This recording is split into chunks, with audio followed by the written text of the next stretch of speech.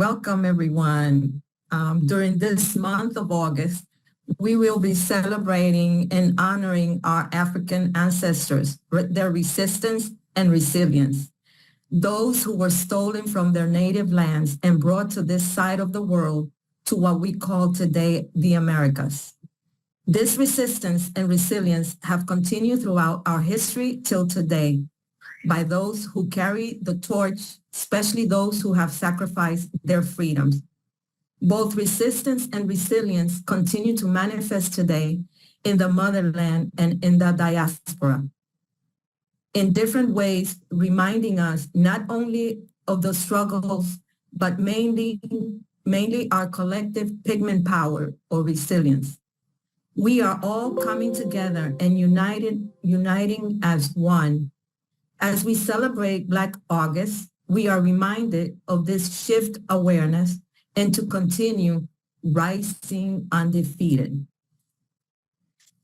Our special guest today is Dr. Timothy Owens Moore. Dr. Moore is trained as a physiological psychologist. He is a graduate of Lincoln University in Pennsylvania, and he has a master's and a doctorate degree from Howard University. For over 30 years, he has served as a college professor, a biomedical researcher, and an African Center Scholar activist. He is a distinguished educator who appreciates interdisciplinary studies. He has served as an assistant professor at Morehouse College in Atlanta, Georgia, and an associate professor and chairperson of the Department of Psychology at Clark Atlanta University from 2008 to 2012. From 2012 to 2016, he served as the chair of the Department of Psychology at Fayetteville State University in North Carolina before he returned to CAU to serve as the chair for a second term. Currently, he is a full-time professor, and his specialty courses are both in the field of neuroscience and African Center psychologist. He is a 2009 U.S. Fulbright Scholar, and he is recognized as a social activist on an international level. He has been to 4 continents and as well as the Caribbean islands to teach and conduct research. He continues to have an impact on students and intellectuals in many countries, such as El Salvador, Brazil, where he is recognized as a distinguished scholar activist. He has written numerous scientific articles, and he is the author of several books: The Science of Melanin, Dispelling the Myths, The Science of Melanin, the second edition, Dark Matters, Dark Secrets, Why Darkness Matters, The Power of Melanin in the Brain, Clue Seeker, A Journey Back Through Time to Search for an Identity, The Spider-Fly Proverbs, A Practical Guide for Loving Relationships and Pigment Power, Topics of Melanin in the Science of Health. He is joining us today to celebrate Black August. Dr. Moore, it is an honor for us to be able to have you, and welcome. Awesome presentation. Nice introduction. I'm glad to be with both of you. Thank you very much for the invitation. Thank you. Well, Dr. Moore, what we're going to be doing is we're going to be asking some questions, and you're going to be guiding us throughout this time. And so we're going to begin by identifying what is Black August. What is it really about?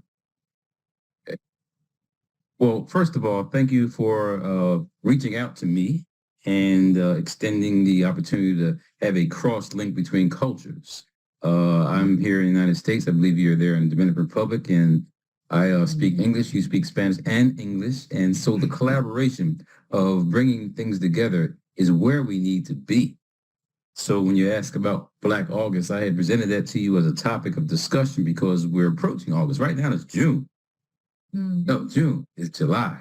going into August. But guess what? June was the hottest month on record in history. It's past 2024. So we're now in July. So we haven't gotten to August yet. So or it's like a prelude to reach this point of being in August. But Black August is a time period where there's a lot of things that happen on the planet. And there's a history to it here in the United States. But as we start talking about the seeds of revolution, the seeds of change, I thought it'd be an idea to present it from a perspective of what's going on there in the Dominican Republic or in the Spanish-speaking world, or perhaps in other worlds, or the Portuguese-speaking world, French, where other people have things that are happening during this time of the year that aren't acknowledged. So that's the reason why we were here talking about Black August. I actually had a presentation to show, to discuss some things, but I'm going to let it flow with our conversation. And if there's an opportunity to share my screen, I will at some point. But the reason why we're talking about Black August is because this is a time period where in the United States it dealt with the recognition of political prisoners and those who've been locked down for the wrong reasons. We have a system in place now where people don't acknowledge their heritage. They've been told that they're nobody and they have no history. And when that happens, a whole lot of changes happen in society where people who have colonized others think a certain way. The people who have been colonized are now in an oppressed mentality. And so Black August is a time period to reflect on that, to kind of create some changes in our lives. So how did you learn about Black August? Well, I'm fortunate enough to be here in Atlanta, Georgia. It's almost like the chocolate city of the South. So there's a lot of revolutionary spirit that goes on. Independent radio stations, WRFG, 89.3 in Atlanta. You got WCLK, independent radio stations. So those opportunities give a chance for information to be exposed that we haven't heard of before. Right here in Atlanta, there's have you ever heard of a brother named H. Rap Brown? He's changed his name since going into Islam, but he's a political prisoner. He was accused wrongly of killing a cop. And most of the times where you see the political prisoners, they're accused of killing police officers. So, in the United States, they had a program called COINTELPRO. COINTELPRO stands for Counterintelligence Program. So that was constructed around the 60s under J. Edgar Hoover and FBI to target those communities that were active, like the Black Panthers, like us, United Slaves. So it pitted groups against one another.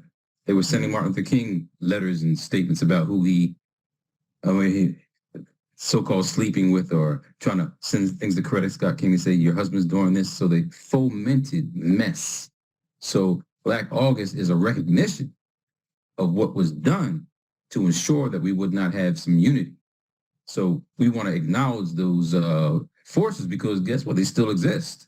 And if we don't understand that, then we're in a bad position of not being able to overcome that. There was a movie called Judas and the Messiah. I don't know if you've seen that, but Judas and the Messiah was about Fred Hampton and Mark Clark in Chicago. And so they made a movie about it, but there's a real story about it. But who's looking at the real story? So for me to be exposed to those types of media events, let me delve deeper into this issue of Black August. I'm not the first one to talk about this. I'll show you on the video, the presentation, brother named Talanji in Atlanta. He's an expert on understanding Black August, has his own Black Power media program. Like I said, so these independent programs, like what you're doing with Ubuntu, this is an opportunity to share with people information that they're not going to get from the mainstream. So for me, the independent media is what led me to understanding about what Black August is. Oh, great. Thank you. So how did it originate? Exactly how? Well, when we look at the time frame, I can share my screen real quick? Let's see. Okay. So you can see my screen? Yes. Okay, great. So Augusto Negro in Spanish, that means Black August, correct? So the question we're asking is what is Black August? So if you think about it too, we are really in a strange situation because we're following a calendar that really has nothing to do with the original calendar. So when we say August, is that really the name of the month? Is that named after somebody? Or it's named after somebody because we had the whole Roman Empire, and then for you down there in the Dominican Republic, the whole Spanish conquest. And so all these past hegemonic events have made us or put us in a state of consciousness that is kind of off. So the month of July is named after Julius Caesar.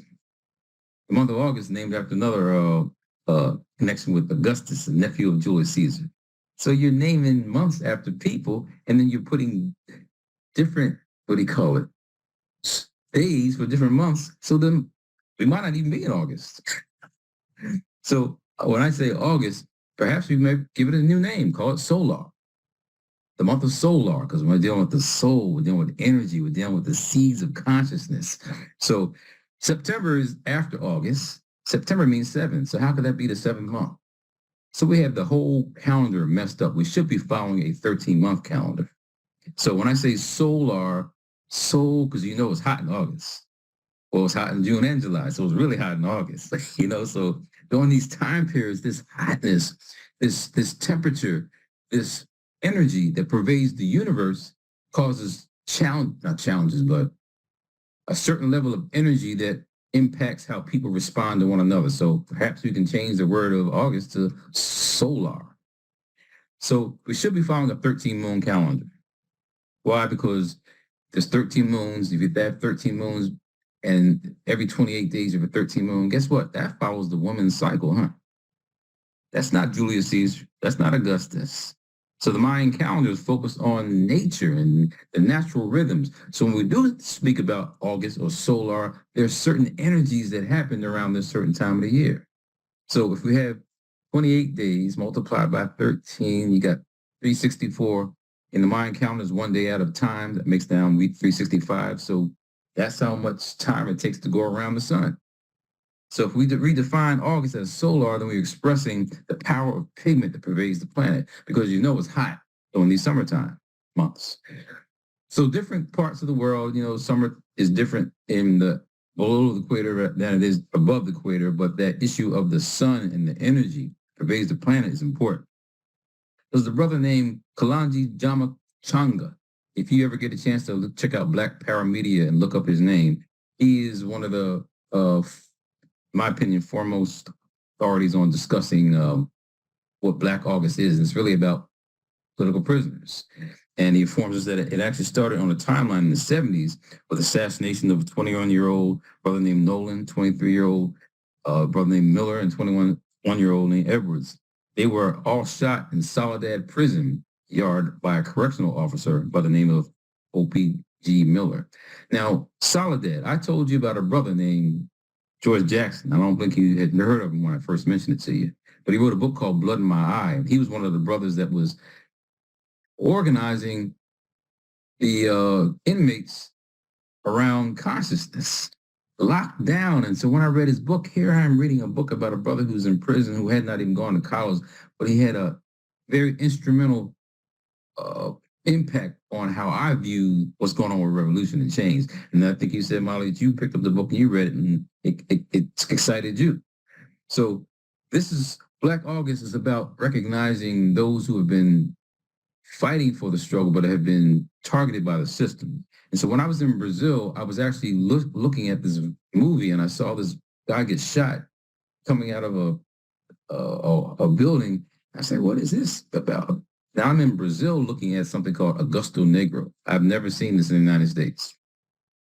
So the media is sometimes not going to show you information that's going to give you a sense of being proud and having pride about who you are as a people. So I just thought it was interesting. I had to go to another culture to hear about what George Jackson was, the movie about George Jackson. But he has discussed, on a simple level, anyone who can pass the civil service examination today can kill me tomorrow with complete immunity. And that's what we see going on with a lot of our political prisoners that are being locked down and being, railroaded in the justice system. So that first name there, Mumi Abu Jamal, he's a very important figure because Mumia Abu-Jamal has been on death row, but he was accused of killing a cop. Now, have you ever heard of Mumia Abu-Jamal before we had this discussion about Black August? Yes? Well, that's good, because he is not really recognized by a lot of people in the United States. So I'm glad that you know about him from living in another culture. The Olympics are going on here in France this year. The French public came to the United States back in '96 when they were trying to get the Olympics to come to France then. And they have a street named after Mumia Abu-Jamal in France. Not in the United States, because he looked at as a bad person from the white media. But he was accused of killing a cop, and his case was not properly done. But we know the whole issue of how black robes, white justice, how we don't have the correct way of looking at how we can give people the correct legal advice about what's going on. But he has given a breakdown of Black August, and he talks about events in history that go way back in time during this time of the year that seem to be dealing with revolution.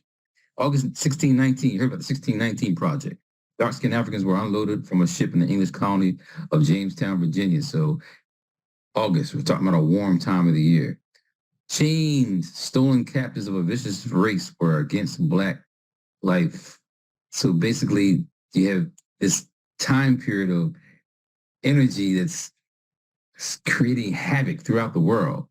August 1791, Africans, mostly from the Congo, held religious services in the dark of the night. They prayed to the ancient gods of African memory and vowed to fight against slave owner, and overseer in the land. They vowed not to stop until free or dead. Now, that's 1791.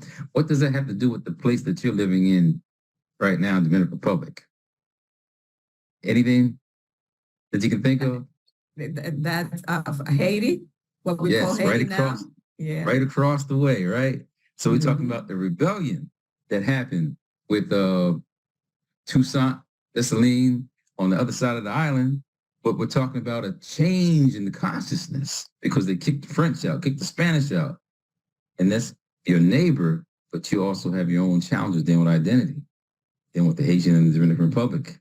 And why has that been fomented as a problem? Because they don't want, when I say they, the colonizers do not want unity between the people. But again, that happened during August time period.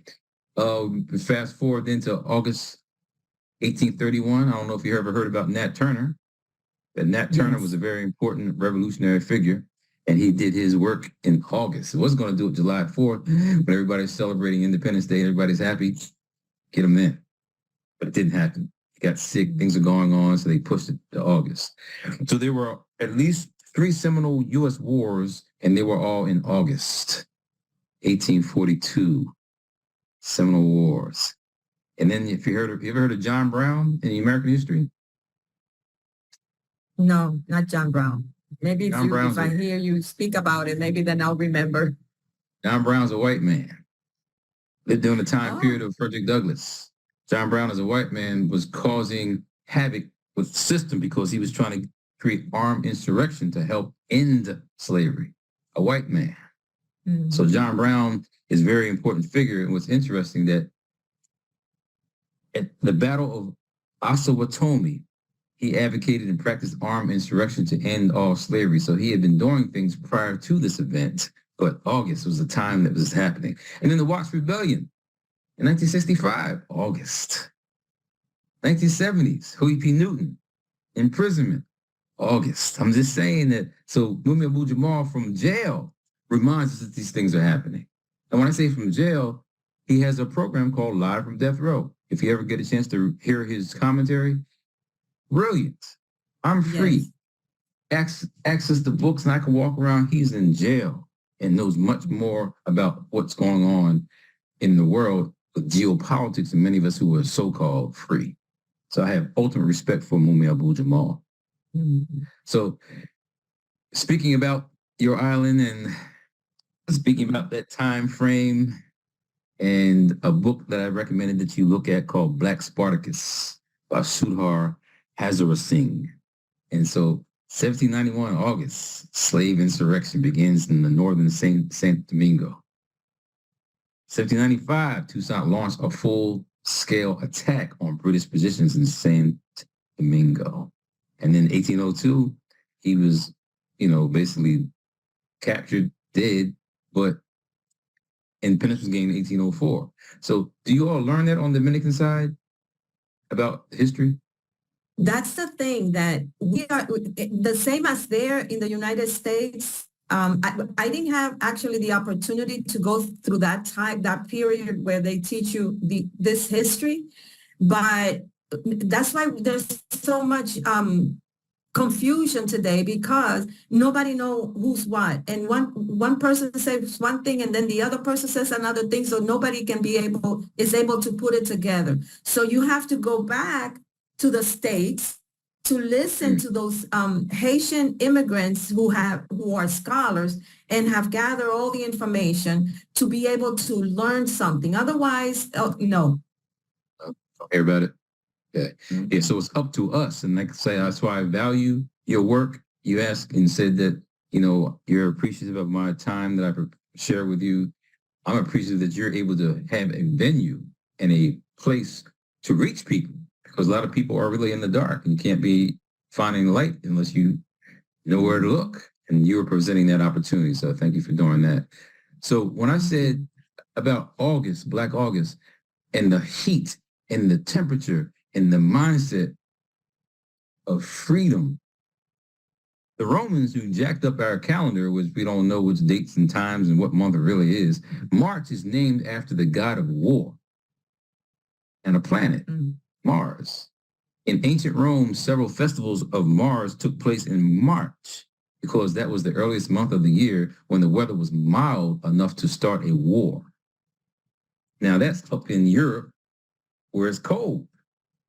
They're not going to be fighting in the wintertime. They're going to wait till things thaw out. That's a certain mindset. So when we say Black August in other places where it's hot all the time, it really gets hot when you start talking about consciousness changing.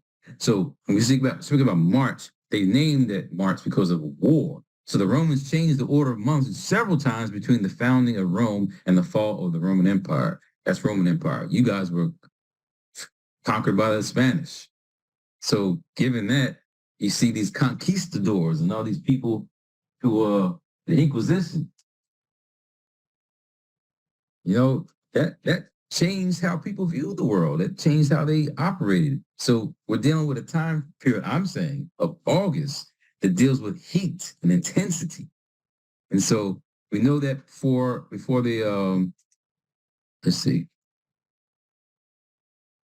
June 21st and between September 23rd, got the spring, got the winter, let's see. Oh, look enough. You get the summer solstice, and then you got the fall equinox. So the environment's changing. So I'm just showing here that the intensity of the sun and perhaps Black August and intensity is what's causing the I don't know, the intensity of people's mindsets to change and respond to things. So the changes from the solstice to the equinox, in my opinion, is why Black August becomes intense throughout the world, not just the United States, not there in the island of Español, not where you are. Brazil, Peru, all over the world, people have their own Black August experiences, and that's what we're trying to share with the community. So I can, at this point, talk a little bit about the brain, but if you have some questions, you can ask me some questions about this history. Let's see. Because you had a lot of questions you wanted to ask me. And you're doing it better than me. At least, what you just mentioned about that specific cycle, it reminds me, all the indigenous people, all the cultures that I have come together with, they all have that the specific month of August to they exercise or they practice certain rituals also. So they, according to them, most of them, they are taking advantage, exactly what you said, of those, that the energies that are moving during that period. And so it's very interesting because what you're saying, these people that don't have the scientific knowledge that we have today already knew this, and they within their culture, they continue to practice that and take advantage of the energies that are moving around that time to practice and to do certain things according to their culture in order for them to be able to just bring into their life what's going on at that time, so that when the following changes occur or the following cycle comes in, which is a completely different energy, they'll be ready for that as well. So thank you. It's like seeds that are planted, because, you know, after that, then comes the fall, so things start to change. And again, And the harvest. Right. So depending upon where you are in the world, what part of the equator you're above or below, it's going to have a different perspective, but there's still change occurring. And so that seeds of consciousness is what we're talking about with Black conscious, with Black August. And that's what I'm saying, the seeds and soul and solar. And so people are seeking and should be delving in. As you delve in, you now start to blossom out. And so this time of the year, I mean, it said right now it's only July. It was already the hottest month in the month on record in June. So what's coming in this August? I don't know. We'll find out, though. Yes. Yeah, so you can continue. Okay. So you were asking me some questions about melanin and the brain. So when I look at the issue of the change in the climate, guess what? It's not going to get any less hot as we continue throughout life now, because the intensity of the sun is going to be even more impactful. This whole global warming crisis and people sweeping it under the rug, like, oh, it doesn't exist. Guess what? We're now dealing with the repercussions of that, with the ice caps melting, and then you got what, more water now in the more water rising. That means the continents didn't shrink, and you know, because you just experienced a hurricane that just came through there in June. Hurricanes don't come this early. Hurricane Beryl came through because of this global crisis that we're dealing with. So the heat is on. So that melanin becomes important for those to deal with the natural environment. So we've been told to hate ourselves for so long. And we say told and who? People who are non-white or melanin dominant have been told that your darkness is a curse. So the people who are then lighter or melanin recessive have flipped it around like, oh, it's great to be light. Guess what? With this sun and its intensity, I don't think that's going to be the case anymore. So having that melanin is an advantage. So as we've been teaching that for years and been discussing that, you now find value in your identity. And that's what you've been focusing on in your work, searching for an identity that is collective. And what connects us sometimes is our color of our skin. But the color of our skin has been such politicized and put us in a position of, you know, demarcation. And you looked at the word caste and you say caste is the problem that you see in multiple cultures. And that's how the colonizer works. You divide people and you split them up. So the melanin becomes a source of antagonism for some, but we need to reverse that now to understand the importance of pigment. Without pigment, there is no life. You don't have any white plants. They're colored. Why? They have something called chlorophyll. The pigment is life. It's what converts that energy to something that impacts your consciousness. So when we start teaching it like that, oh, really? Black is not bad. oh, I love my skin. I love my color. I love my identity. When you start teaching it like that, you have, in my opinion, a better way to construct a different society. But the way that things are going on right now, like I'm watching the Copa America. I don't know if you guys watch soccer. I'm not even a soccer player. I play tennis. But the Copa America, they have Ecuador, you got Paraguay, you got Uruguay, all these Spanish-speaking places. You got Costa Rica, you got Dominica, you got all these Spanish-speaking places. How do all these places get Spanish as a language? Because they were conquered. So you look at the role of how a colonizer came in and just took away what the original people thought and did. It changed the whole structure of how people look at the world. So this colonizer, colonized mentality has a different way of operating with people. So those who have been colonized now want to be like the colonized. That's a problem.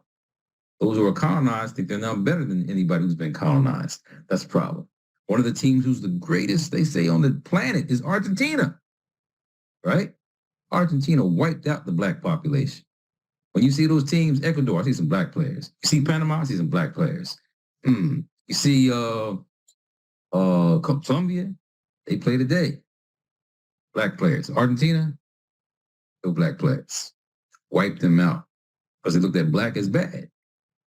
So when you have cultures that do that, you set up for this thing called racism. All the racism is, in my opinion, is white supremacy. It's a system to control, to put people in their place. So now as we become the independent researchers and scholars to talk about the importance of melanin, now we can go into how it's something that we need. And so when I deal with the brain, I talk about how deep it is in the brain and not just here in the skin. When you think of melanin, you usually think of just what's on the outside of your body. Guess what? It's also inside your body. Can you see my screen? Okay, so there you see a brain. And to me, I say it's the most elaborately constructed entity in the universe. I mean, this is the master that creates all these ideas that we have. You got Ben behind the scenes helping you push the buttons to make this work. Guess what? If you didn't have a brain, it wouldn't work. So you now give him some of your tasks so he can get this done for you. And you're the one that's behind the scenes with the words. And guess what? The brain does all that. So we have to be able to work this thing. And the dead center of that brain is a place called the pineal gland. You asked about that before. Pineal gland is that area that is not bilaterally symmetrical. But it's not two of them. There's one of them sitting right there. They call it the third eye.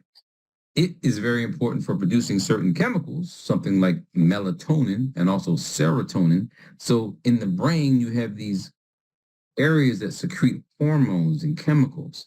Any imbalance in those hormones and chemicals can cause an imbalance in a person's behavioral state. Deep in that brain, there's some dark centers. These dark centers are melanated. No sun's getting in there. They're melanated because that's how it is morphologically created. That's how it's genetically produced. It's just there.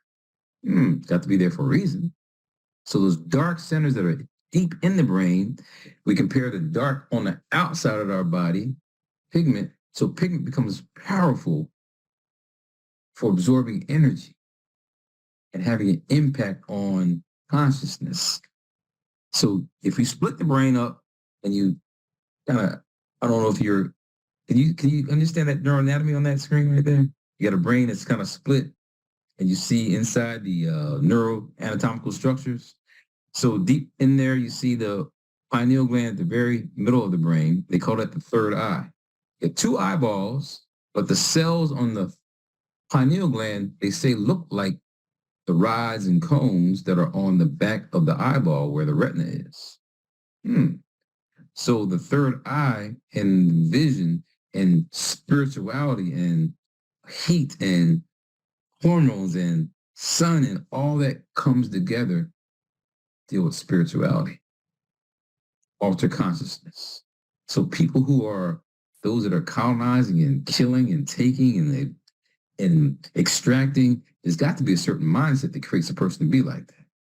Versus people who are naturally, They like to communicate. They're more social, culturally. They like to work together versus other people like to split up and divide. It's got to be from the brain where that's being developed. On a biological sense, to understand the importance of this, if you do not have that darkness in the brain, you're going to have some problems. Just like on the outside of the skin. If you do not have the darkness on the outside of your skin with this global warming, you're going to have a problem. Because the melanin serves as an absorber, an antioxidant to prevent the damaging of the cells outside the body, guess what? And inside the body. This top brain slice here is a picture of an unhealthy brain that creates a disease called Parkinson's disease. On the bottom, you see these dark cells, that neuromelanin, that is a healthy brain. So when it's absent, you suffer from the movement problems. If we don't even think about the absence and don't think about the problems, think about the enhancements. And you see what we do on the soccer field, football field, tennis court, track. The Olympics are coming. Who's going to dominate the Olympics? What do you got to say about that? The Olympics are coming. Who's going to dominate the Olympics? Well, what I've been seeing in the news about soccer is that how in Europe right now, they are saying like the African descendants are taking over their soccer field. And so they are, I mean, they're even saying a lot of racist slurs. Yes. And I mean, it's like, it's crazy. I mean, take the opportunity, at least for me, take the opportunity of sports, you know, to be a sportsman's man and be more friendly and cultivate between cultures a better understanding amongst each other. But instead, like you said, why are they doing this? I mean, why are they twisting it to where, you know, they're bringing in this relationship where it's not healthy? So yeah. Why? I'm asking you why. Why is that happening? Well, for me, there's many reasons because you have those that, like you said, they want to divide and conquer. They want to divide us.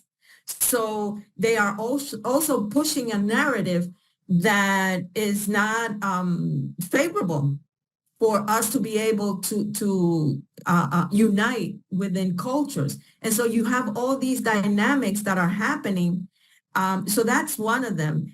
And not only that, to me as well, is the program mind that they already have as far as the African people trying to get what they have. If it's a job, if it's sports, if it's, you know, you name it. So, you know, it's very complex. There's so many things that that would be another topic. Very complex, but it's just one word. It's fear. Oh, yes. Mm-hmm. Fear, xenophobia, fear of strangers. Now, if you want to be the best, you're going to get the best athletes. That's what you should be doing, and that's what happens. If you look at France, France lost yesterday to Spain. If you watch the game. France, primarily all black players. What? What do you think, France, colonialism, white people? No, they pick and have the best players. So a lot of those players that do go abroad, like a player in Brazil, Vinny, playing in some team in Europe, people throwing banana peels on the field and calling racist names, and it gets hard for those players living in those environments to excel. They're now given good money to play there. What I'm saying is fear of the unknown for those racist fans who see all these black people or pigmented people coming in their land. If you want to win, you're going to pick the best players. And I'm just using an example of Argentina because they are the best in the world right now, and they wiped out black people. It says Argentina abolished slavery in 1813. Now, America didn't abolish, the United States, North America, didn't abolish it in 1863. So they did it in 1813, but it remained in practice up to 1853. So the black population plunged around that time period because they had a systematic plan to what? Get rid of them. And the same thing that we see going on in Israel with the Gaza Strip, they wiped those people out. It happens in history. And I'm just saying you can see it on the full-scale screen of soccer right now, seeing the teams that Netherlands, they got a lot of black players in the Netherlands. England, they got a lot of black players in England. Argentina, none. So I just found that so fascinating when you think about picking the best players, but in that place, in that location, the best player in the world, they keep pushing is Messi. In the United States, in basketball, they keep pushing a little white girl named Caitlin Clark as the best player in the world. And it's like, she never won a championship. But it's something that we finally got one. You know, it's almost like the Great White Hope piece in sports that happens, but it's because people are fearing this color, and it's like a reverse scenario because they talk bad about people who are being dark, but then those same people who are talking bad go in the sun to try to tan. These are psychological problems. And so for us, and what you're doing with your program is how do we change the consciousness for people to respect one another? And it's only going to happen when we have, what do you call it, an understanding and appreciation of who we are. So I've traveled to Africa. You asked about this resistant rock that I talked about. So we were in Ghana with a group. I went with Dr. Naim Akbar and Dr. Wade Nobles. If you have any opportunities to seek out their work, very tremendous scholars. So they constructed this opportunity for us to go to Africa. And as we toured the land, I went from, if you know Ghana, it's like a square on the,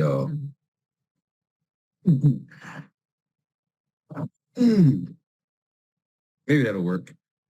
Mm-hmm. So if you look at Africa, Ghana's on the West Coast.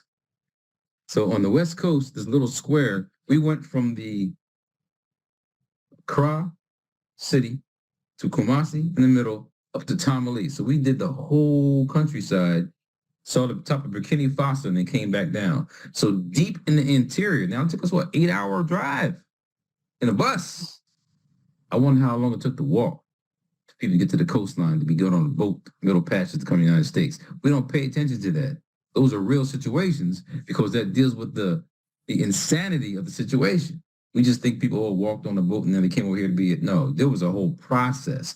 And so some of those Africans were capturing their relatives or whatever and extracting them from their homes. White people weren't coming into the interior. Black people were doing that, but they were being instructed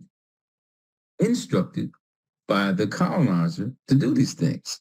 So we went to the slave camp, and in the slave camp, they had a rock. They called it the punishment rock, because anybody who kept running away, they would punish them on this rock. Anybody who kept running away, they would punish them on this rock. We're like, we have to change the terminology of things that happen. They weren't being, that's not a punishment. No, they were resisting. They were resisting the colonizer's oppressive experience. They were resisting being captured. So we don't want to call it the punishment rock. We call it the resistance rock. So we need to put ourselves in positions where we start redefining things that make it better for us to understand our potential freedom. So when we had an opportunity to do libation at the event, I videoed most of my trip as we coursed through the countryside, but this event was not recorded. And it was just so powerful for us to be in that presence of where we were captured, taken, and for them to see us come back to acknowledge our history. So the power of definition, power is the ability to define reality.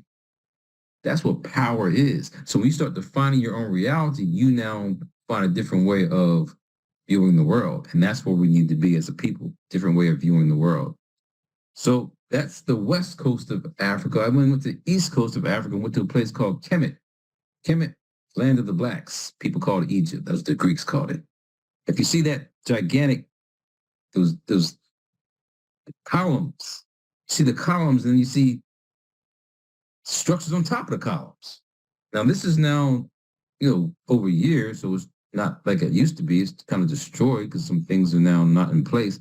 But you see me there walking through the corridors of the temples. My goodness. And you start seeing that. And today you got your little houses there in the Dominican Republic falling apart. You got America, things being washed away. This is still standing. So when you see the size of this, okay, you see that column. Do you see me in the picture anywhere? How could a little person like that build something that big? My goodness. So when you go there and you see what we did, and you know it could not have been melanin recessive people because it's hot. You can't have melanin recessive people in that environment where the intensity of the sun is going to be draining you. That melanin causes energy solar generating experience. So on the temples, I saw this particular image, and do you remember the movie Wakanda? In Wakanda, this looks like the sisters who are defending Black Panther. Yes. So our images are on the walls, but they have you thinking that white people were the original people that built Egypt. It doesn't even make sense because you don't have none of that in Europe. So white people want to come all the way down to Africa, build this, and go back to Europe. It doesn't even make any sense. Those are African people who built that. So when we start dealing with the identity and you start to see it for yourself, my goodness, the cheekbones, the nose, the whole construction of the environment was not a white orientation. Count Volney, Napoleon, they all came down there and they saw this. These French people saw this and like, my goodness. And these people are slaves? Something is wrong here. Something is different here. And Napoleon made it his right to go about the world to squash this so you would never know that African people did this before.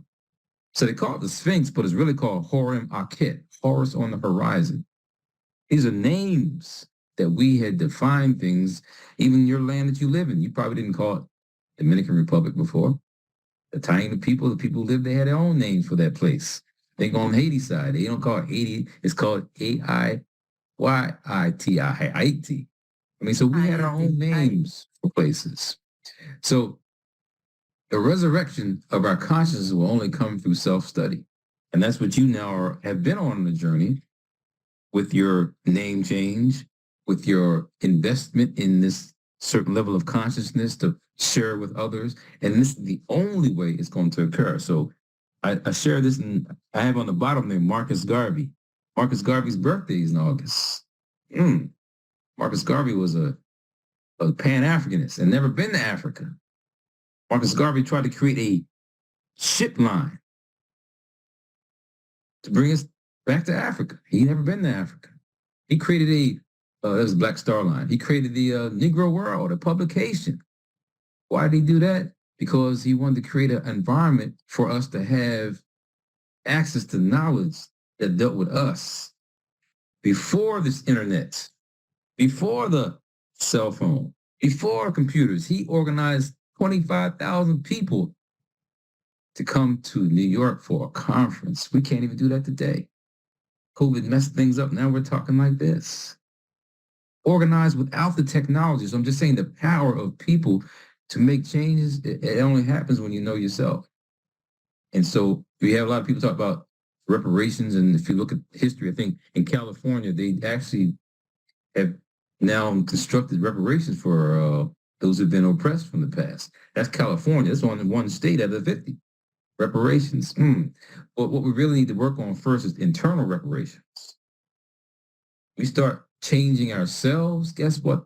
Things change around you. All the racism that you may experience, you say that the lighter skinned people there in the Dominican Republic or certain places are now the people in power, or the people who are darker and have the lower class positions. And so maybe the people who are in certain positions, if they change their consciousness, then things around them will change.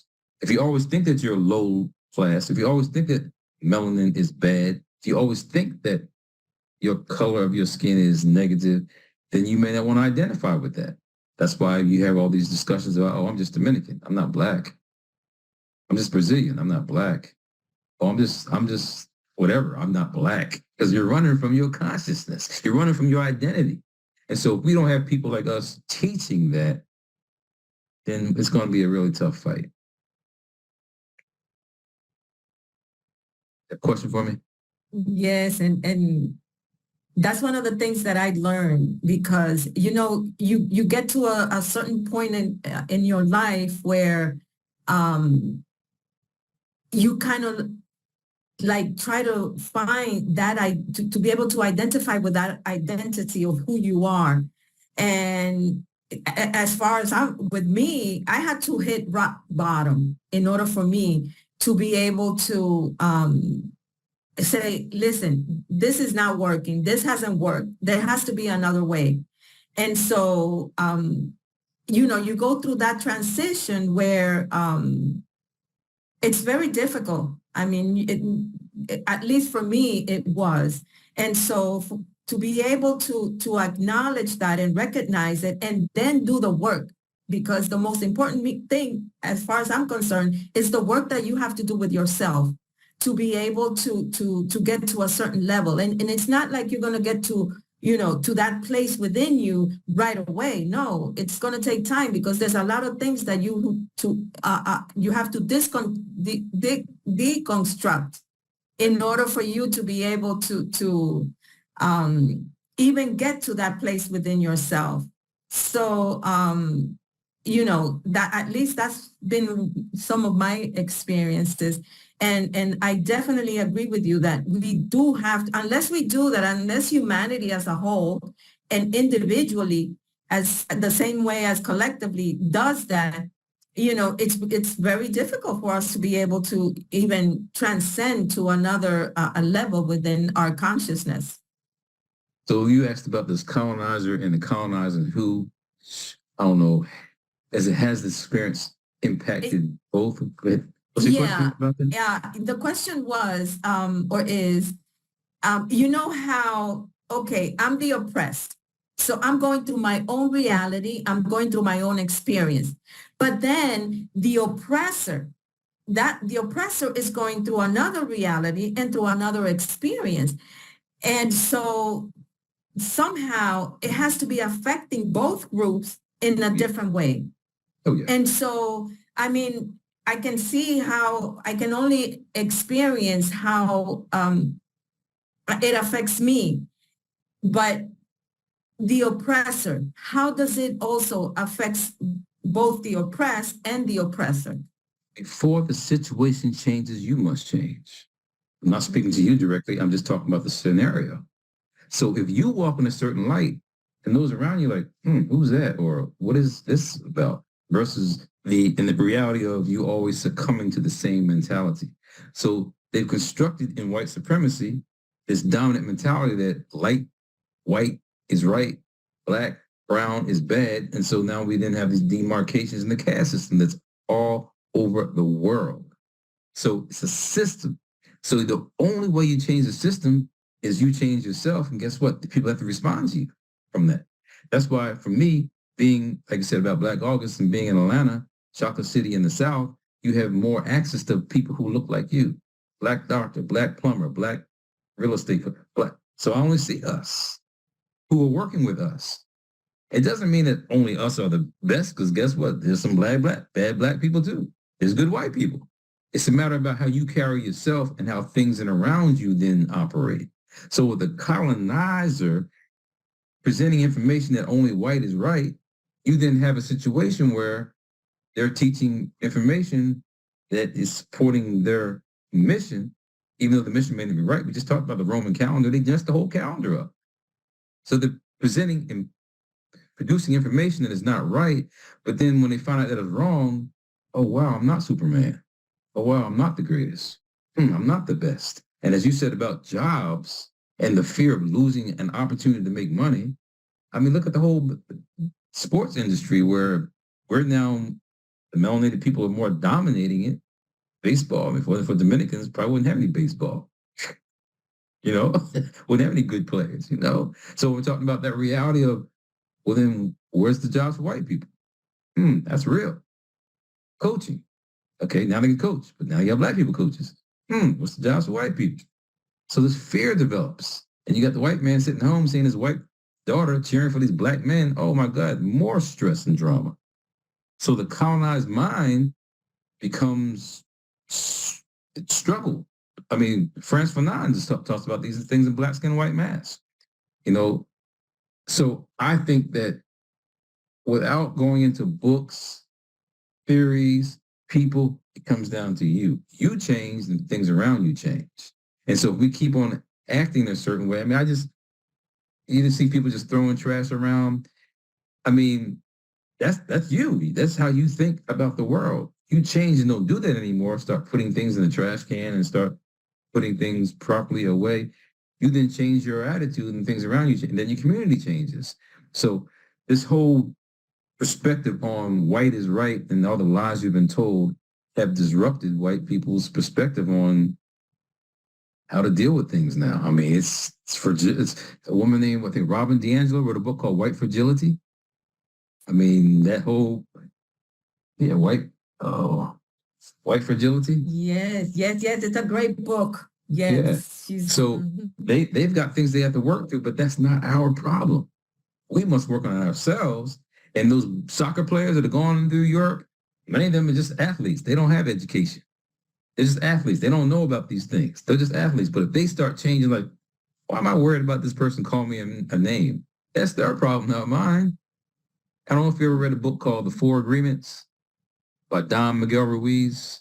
Oh, yes. Mm-hmm. Yes. So Don Miguel Ruiz, in this book called The Four Agreements. Yes. That's an old timer. Yeah. The second one is don't take anything personal. Mm-hmm. So all those negative things that are targeted against you for your blackness, your color, your community, don't take that personal. That's how the other person thinks about it. But that's not how you feel. That's not your reality. So we take too much personal because we don't know much about ourselves. But once you start reconstructing our minds to know who we are, in my opinion, you can fight against that oppressive, colonized message. Because you said that you're oppressed. Well, you're not really oppressed. That's how they make it look like. You're free. And I mean, you're only oppressed in the colonizer's mindset, but you're really free. And so we start reversing those connotations. You start looking at the world that, wow, I can be somebody. Think about it from the educational level. That's why they're not teaching the kids right. In the United States, we have something called the prison to prison pipeline. I don't know if you feel that and see that there in your absolutely. land. Oh, Yeah, well. And it's because of the way the system's structured. If we don't change that, then it can't be rectified. So it comes down to this independent type of studying. And once we do that, guess what? That's why in the United States is a big problem with something called critical race theory, diversity, exclusion, include. They don't want diversity and inclusion. They're scared of it because it now creates an environment where, oh no, they have to start thinking differently. And I said the big word is fear. Fear of the unknown and having access to resources. White folks want to have access to everything, control everything, and don't want anybody else having anything. They'll kill the world. They'll create global warming and don't worry about anybody else. They'll be on the moon by the time we all figure this out. Yeah, and like I tell a lot of people that, that are my friends here specifically, because sometimes they're so frustrated with some of the, and then again, that's another thing that I also mention a lot, the caste system. And I mean, it's like I never get tired of saying the same thing because that's what it is. Yes. Oh my gosh. Let me tell you, when I started reading that book, I had to put it down.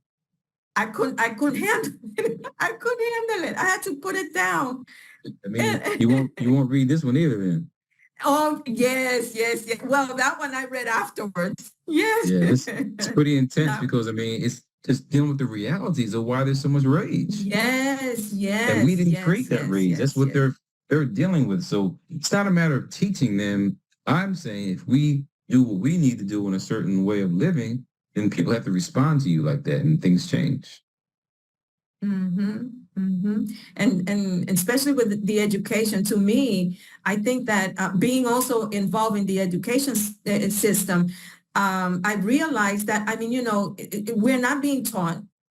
First of all, when I was taught, and then the teaching part, it's like, what are we doing? We're continuing with the same lies that are out there and that were taught to us. So that it's like there's no winning point there because yes. So yes, I mean, the education, and to me it's just educate. I mean, education is everything. So that's why every time I have the opportunity to speak, I say, education. We have to educate no matter how. If I come in contact with somebody that doesn't know anything, if at least I say one word that I know it's going to help that other individual to at least ask questions. Oh, wait a minute. Molly's telling me this. Why is she telling me this? Why haven't I thought about that before? I mean, I don't care. As long as at least you raise a question, because I'm a very inquisitive person. So, to me, trying to just get to that person to ask themselves a question, you see? And when when I have to talk to somebody and say, listen, the reason why this person's reaction is like this, you have to realize, and here you can see it more, because the poorer you are, the less educated you are.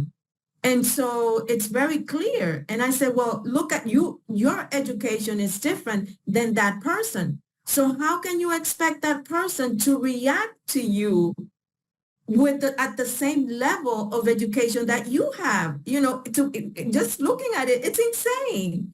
And so they said, wow, I never thought about that. You see? So it's a matter of just, getting to people to a place where they begin to think and to ask questions and to be able to say, I never asked myself that question, and to recognize what's really happening out there, because that doesn't even fathom to them to realize that,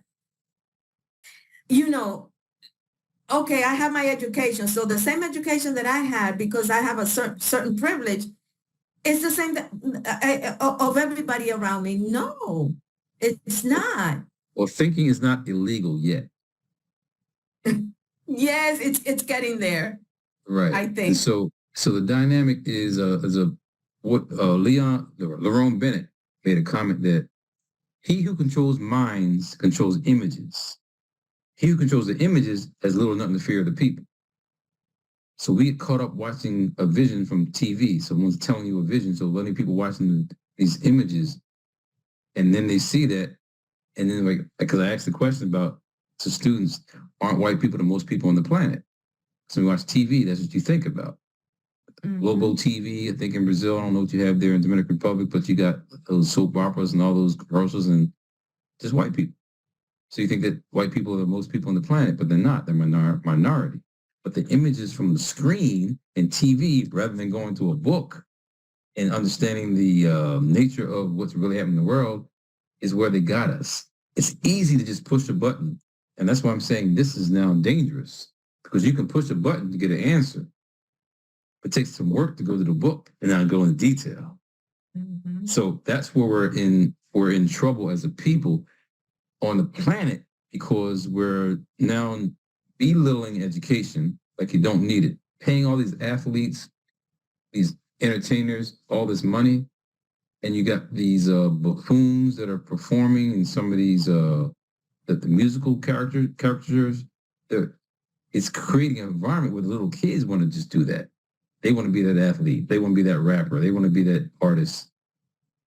And the reality is that that's not going to make the change. I mean, they're part of the problem.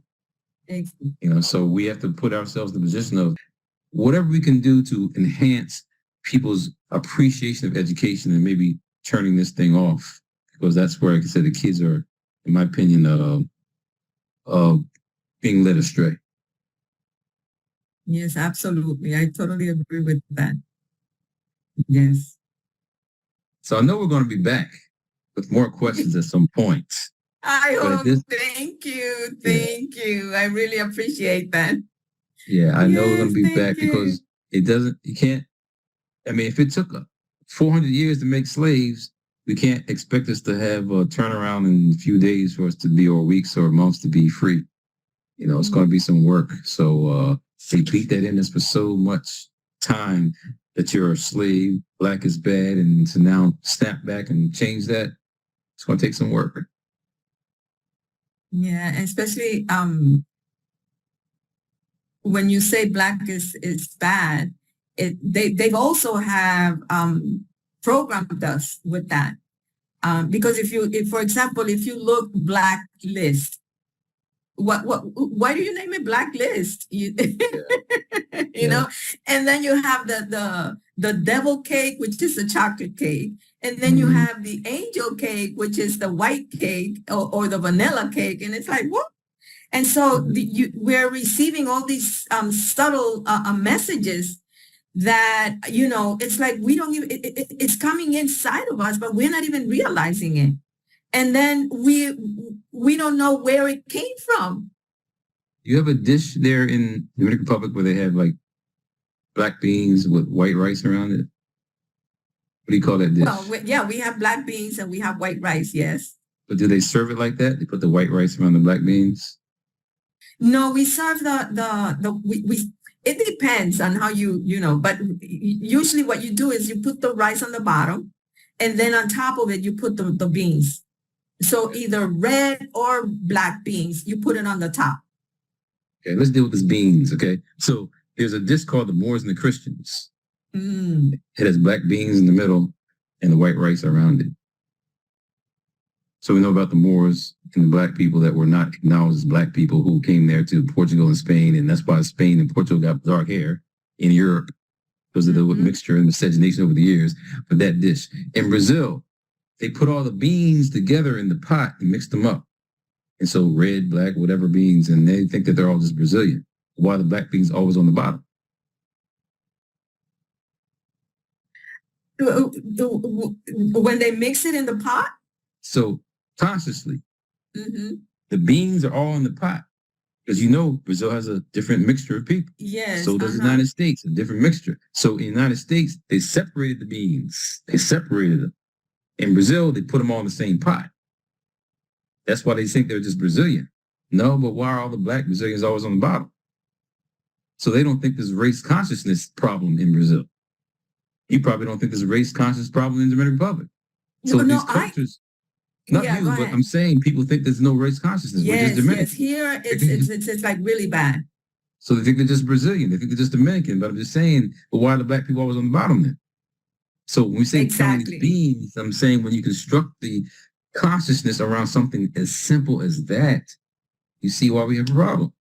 And that's one of the points that I always keep presenting whenever I have the opportunity, and the topic has to do with, I always try to sneak it in because I don't know, I just feel like as the more you share and you know, the better, because it's a matter of getting the information out there.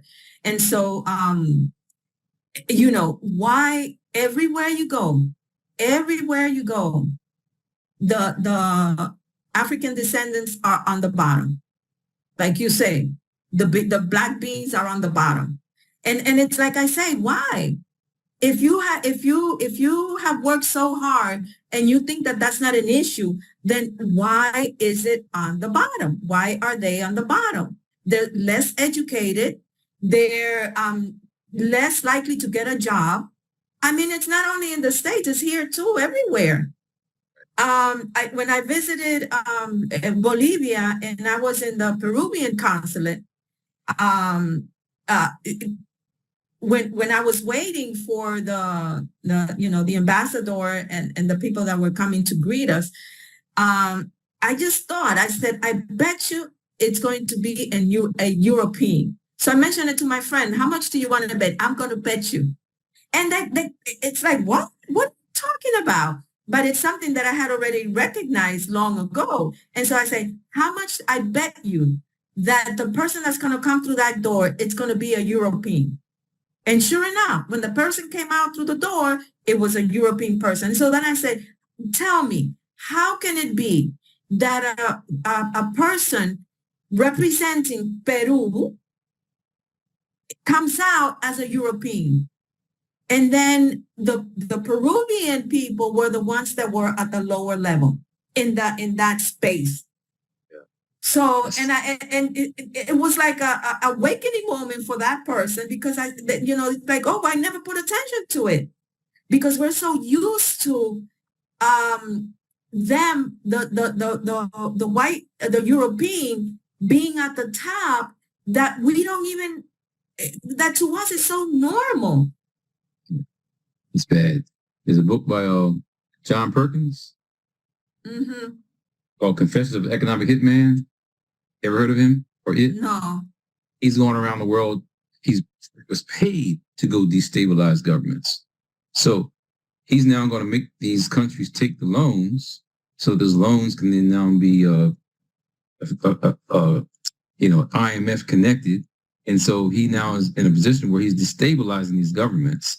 And so many of the governments that then got more leftist and liberal, like Libya, they elected Morales, but the white folks got him out of there. Peru, they had elected a native person, and they had a coup, got him out of there. So that's now current history. Well, he has confessed that he was paid to go destabilize governments like that.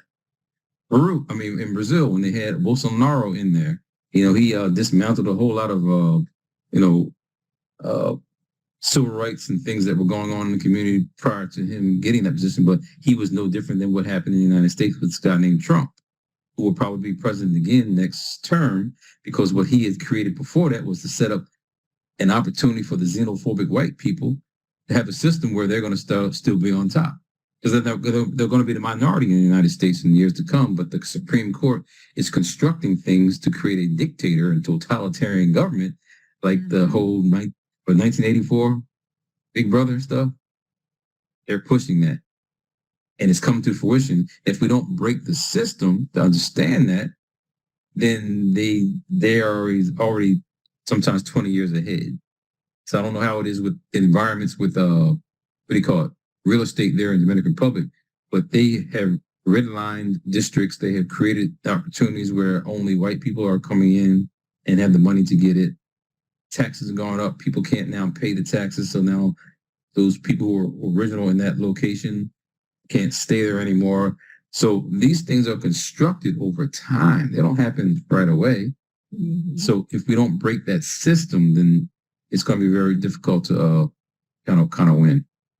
Yeah, absolutely. And that's why we have to come to an understanding where we have to, no matter what, understand how the system works. Because unless you don't know how the system works, then it's more difficult for you to be able to dismantle that system. And so with that said, everything that you said that is happening, it's happening everywhere. And that's why you see in the Sahel, in the motherland, you see Burkina Faso, Niger, and Mali, you see that there's, it's like they already know how the system works. And they came out of the system. And here, every time the same thing happens, every time you get a government that it's going to try to change the system, I mean, something happens to that individual and to that government. So on a progressive level, in the Sahel, those are Francophone countries. Okay. There, and today, I think Colombia plays. Colombia has a leftist president and a black woman vice president. Rescue me if I'm wrong, right? So change has happened, and they have not been, I don't want to put any negative vibes out there like they've been assassinated, because you see what's happening in Mexico. In a lot of those little small places, you have black woman mayors selected, and they've been assassinated. Assassinated, yes. So changing the system is not going to be easy, but you have to have people around you who are educated to understand really what's going on. And I'm saying I've been to Cartagena, I've been to Cali, so I've seen the beautiful Colombian people. And so then for them to select and elect I guess people that are going to be working for the people, I think that's fabulous. So change is happening. I mean, Brazil, they reelected Lula da Silva. Luanacio da Silva. He came back in. Mm-hmm. So I'm just saying that the people can make the difference. And in America, it's just unfortunate. I don't want to talk about American politics. We'll talk about that another time. But they pretty much set the tone for how other countries view things. Yes. And so the Germans did what they did because they saw America. If they got away with it, we can get away with this. Mm-hmm. So I don't want to talk too much about it. We'll have another discussion about that some other time. Mm-hmm. Yeah, what we call it here is they're the tip of the iceberg, and then from there everything just comes down to us. Right. That's how we identify it as. Yeah. Well, you got enough out of me today, so we can arrange another time where we can discuss, like I said, some specific topics. I believe I covered many of the topics that you wanted me to address. Unless it's something that I didn't, let me know. Well, we wanted to also get a little bit more into what you mentioned at the beginning about climate and what's going on with the climate changes and the earthquakes. And so besides the energy movements that's occurring during that time, we understand that there's also man-made situations where they even can make the weather to change. So, and I know because of I've lived in Florida for a long time. So I remember one time, so I've been through a lot of hurricanes. And when you ask me, aren't you afraid of the hurricanes? No, I've been through so many that, to me, it's just another hurricane. So I remember that they used to go, they used to fly those airplanes and go into the eye of the hurricane and do whatever they used to be doing. And so, the reason why I bring this up is that we also should be aware that there are some other things that are man-made that we need to identify. If we don't know, maybe we should also study some of that and see how all those things work out. Yeah, this is a tricky one. And I've mentioned, if you've seen any of my other presentations about the scenario, it's tricky to kind of look at because we did just have an earthquake in Peru a few weeks ago. Mm-hmm. You said that hurricane that came through the Caribbean a few days ago. We have fires going on and flooding happening there in Europe, Italy. I mean, the intensity is on. And so to be caught up in some Caitlin Clark or some Argentina soccer game, those are irrelevant because we will all be wiped off the planet. Fire, water, earthquakes in no time. So our mentality must change to understand these situations. So in the United States, there's like these, I don't know if you see it there, but the chemtrails, the lines are in the sky. People playing tic-tac-toe in the sky. Okay, who does that? Yes. Do you have time to fly in the sky to make tic-tac-toe and make X's and do that? No, someone's doing that. And they're doing it for a reason. It's to control weather patterns.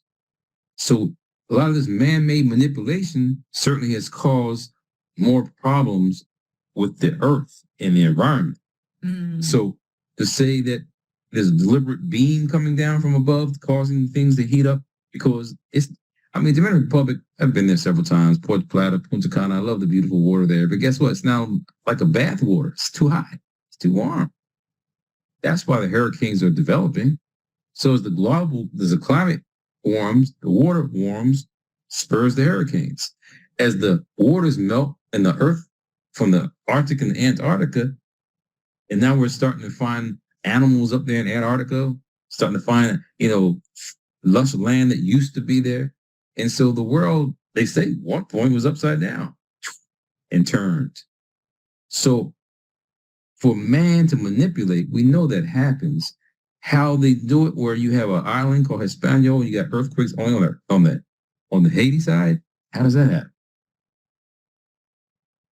So yeah, there's some man-made things happening. And I talked about another presentation about HAARP, the United States. It's there somewhere, but HAARP it's like this energy system that can change weather patterns. So yes, I do think that happens, but it's just hard Can you to kind of pin. elaborate a little bit more about the harp? Yeah, I'm trying to find my it's probably on another bookcase, but it describes how there's even with this 5G. I mean, it's 5G is higher intensity energy to make these cell phones and make the information go faster. But you need more towers to do that.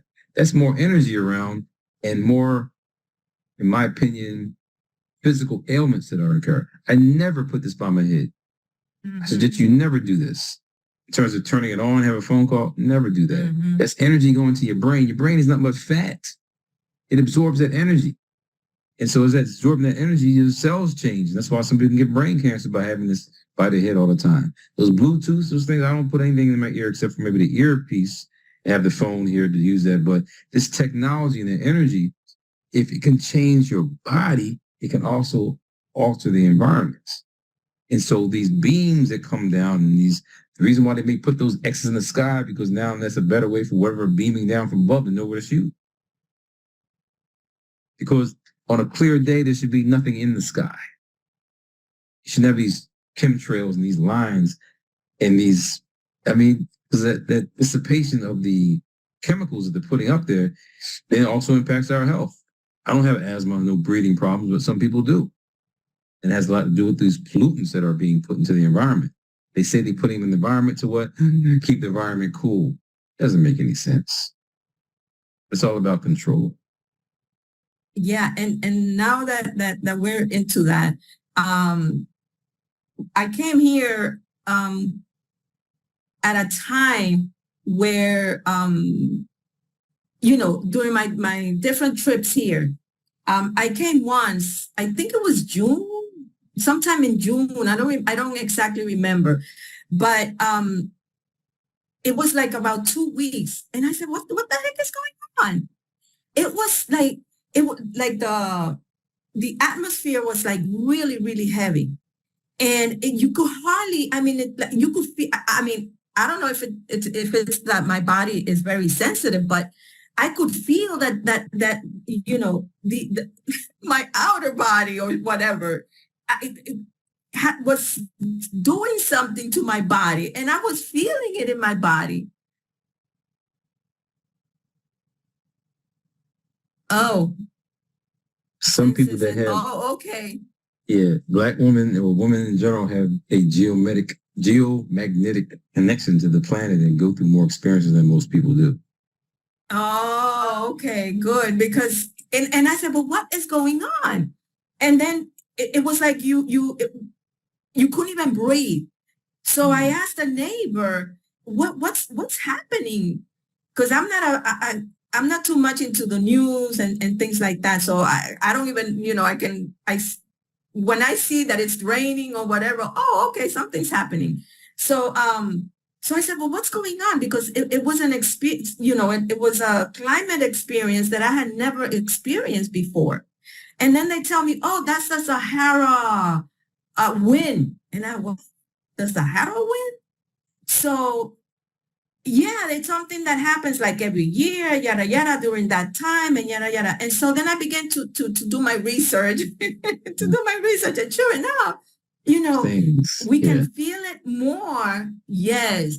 And we can feel it more because of what's happening in the Amazons and the deforestation of the trees. And so, oh my goodness, something else, that we have to deal with. Yeah, the Portuguese-speaking country in Brazil, Bolsonaro was supporting the corporations go there and wipe out the Amazon. It's like, what kind of thinking is this? Yes, so you got now Bolsonaro, out, Lula back in, but just the thinking of wiping out the Amazon to build a house. And this is messing up the whole world in terms of the ecosystem. So those sands, like I said, the dust coming from the desert, from the Africa, I guess that also helps out to keep, storms from being as bad as they are, but you see the whole connection from one continent to another continent. You wouldn't think about that, but yes, that's exactly what you probably experienced. Yes, Didn't yes. know. And Mhm. no, and I didn't know because I had not experienced that before. So it was like I had to learn what was going on. And I asked them, like I say, I asked the neighbor because I said, no, there's something has to be going on because I mean, I could feel it in my body. I could feel it. I couldn't even breathe. Yeah. That's how bad it was. Yeah, that was a natural event because of the currents that are flowing, causing that air to be circulating like that. But still, it's a matter of us on a geopolitical scale to not understand that we could be wiped out tomorrow. Mm-hmm. You know, a tsunami is something. You guys live on an island. An earthquake somewhere, a tsunami could wipe out an island. There used to be something called Atlantis, Lemur, over there in Peru. The reason why they built Machu Picchu so high because they were not going to get wiped out again. I mean, so that an environment situation, I mean, we have environmental injustice. We can talk about that at some point for one of our discussions, environmental injustice, and how you have Black people or the lower class people living in the places that are more susceptible to, hurricanes and damage. Tornado alleys exist.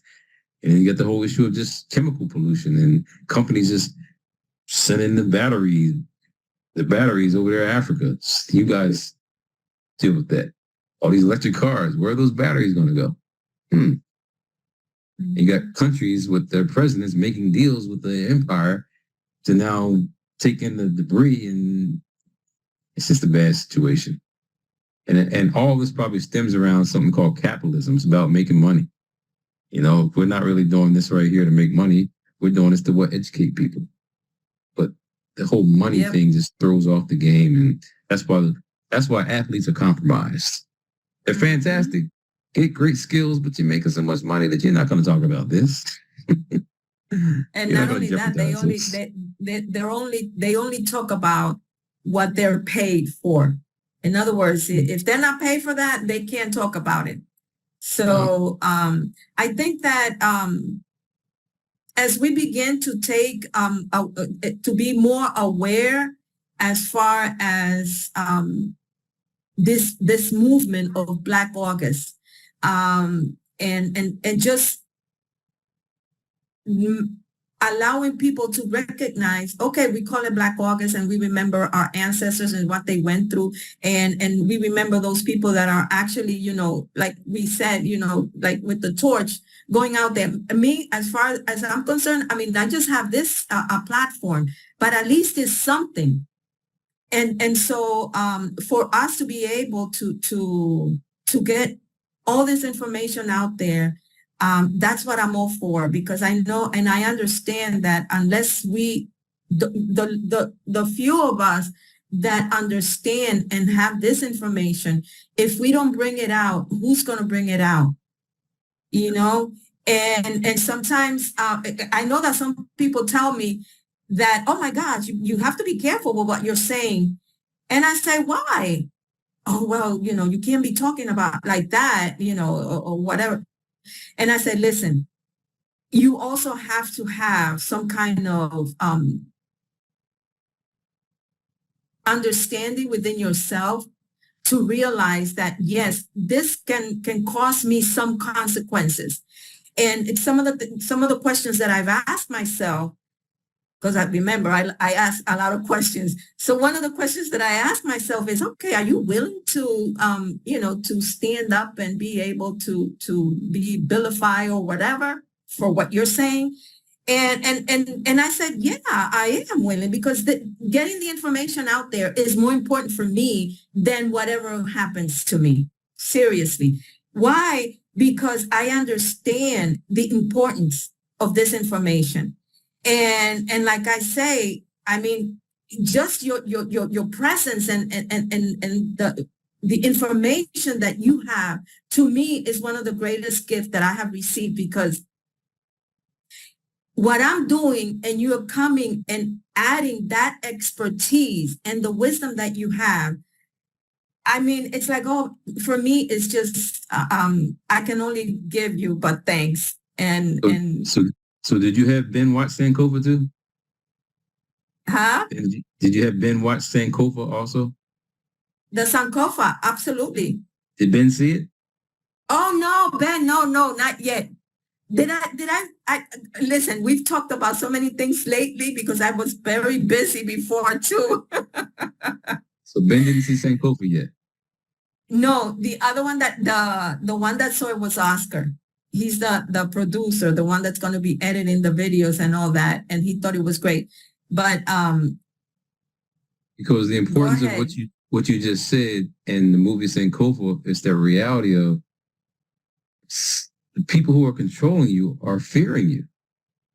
So they're doing whatever they can to ensure they maintain a lock on your consciousness. And in the movie, the brother killed his own mama because of the white man's religion.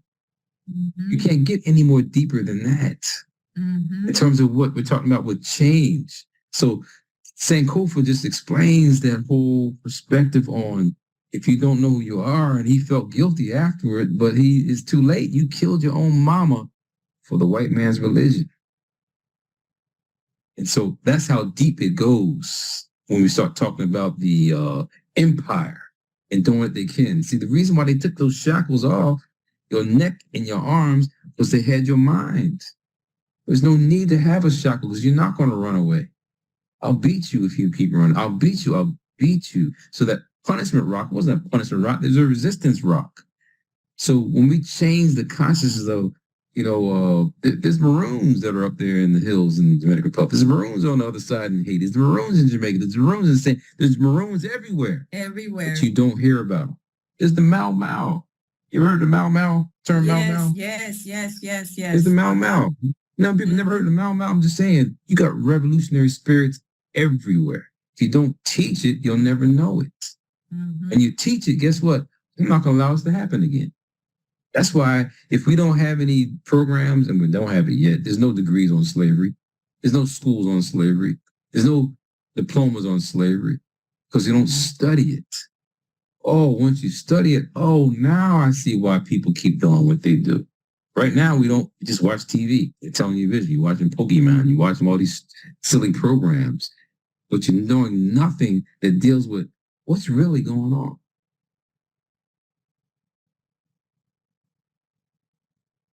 Well, Dr. Moore, I know that how valuable your time is. And I mean, if it's for me, I'll be picking on your brain forever. We'll be black. How about that? Yeah. We'll be black again. Yes, absolutely. Absolutely. And I really, really appreciate that. And so I thank you for allowing us to be able to stand in your presence. And we really appreciate it. And I know that a lot of good things are going to come out of this. So thank you so much for your time. And welcome. Until next time. Yes.